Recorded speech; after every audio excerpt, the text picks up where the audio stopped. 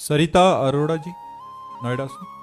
राधे राधे महाराज जी। महाराज जी, जीवन में भौतिक साधनों को प्राप्त करने की इच्छा करते हुए भगवत प्राप्ति की इच्छा कैसे हो सकती है? दोनों एक साथ नहीं होती।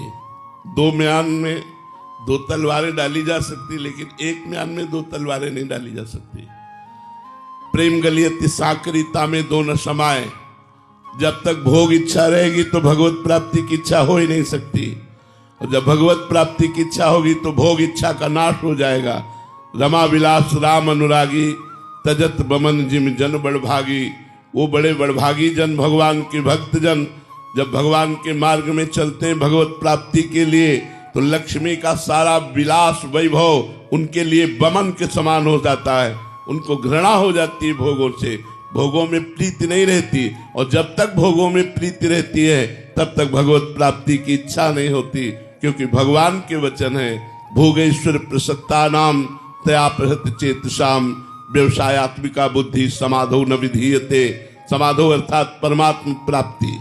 परमात्म प्राप्ति का वो लक्ष्य ही नहीं बना सकता जिसके हृदय में भोग और ऐश्वर्य की महिमा जागृत हो गई।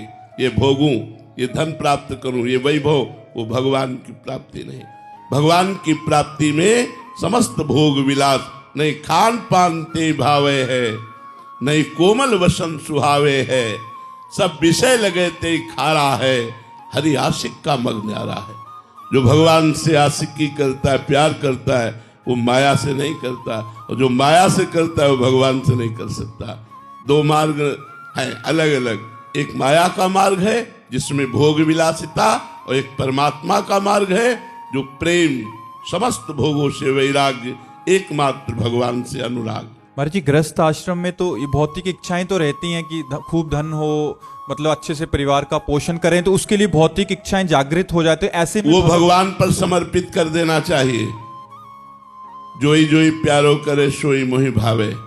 हे प्यारे, मेरा जीवन आपके चरणों में समर्पित है।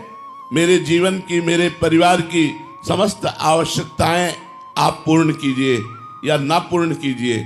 मैं सिर्फ आपसे प्रेम करता हूं, लेकिन आपके सामने रख दिया कि नाथ सकल संपदा तुम्हारी, मैं सेवक समेत सुतनारी। अब आप इसका भरण पोषण करो, योग क्षिमम वाम्यहम, या जैसा आप करो, मैं आपके अधीन होकर आपकी प्राप्ति करना चाहता हूं, भोगों की नहीं। ऐसा भक्त का हृदय होता है।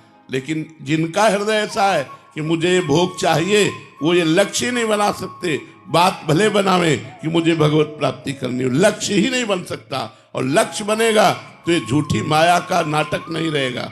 उसकी दृष्टि में ये माया का आकर्षण नहीं रहेगा। माया का आकर्षण तभी होता है जब भगवत आकर्षण नहीं होता। जब भगवत आकर्षण होता है तो माया का आकर्षण नहीं होता। महाराज जी, संसार में रहते हुए वैराग्यवान रह जा सकते? हाँ, वैराग्य का मतलब केवल विरक्त वेश ही नहीं है। वैराग्य का मतलब भोगों में रहते हुए भी भोगों की रुचि न रह जाना। भोगों की रुचि न रह जाना, अपने कर्तव्य पालन के लिए भोगों को भोगना, ना कि इंद्रियों की तृप्ति के लिए भोगों को भोगना। अलग अलग भाव होता है। एक इंद्रिय विलासिता के लिए खाता है और एक जीवन यापन के लिए खाता है, कि शरीर पोषण के लिए शुद्ध सात्विक भोजन भगवान को अर्पित करके पाता है, और एक अपनी इंद्रिय विलासिता के लिए मांस है, मछली है, अंडा है, ये वो, ये सब नरकगामी लोग हैं जो अपनी इंद्रिय विलासिता के लिए जीते हैं। जो इंद्रियों का पोषण जीकर भगवान की आराधना, धर्म की आराधना, राष्ट्र की आराधना, वो जीवन धन्य है।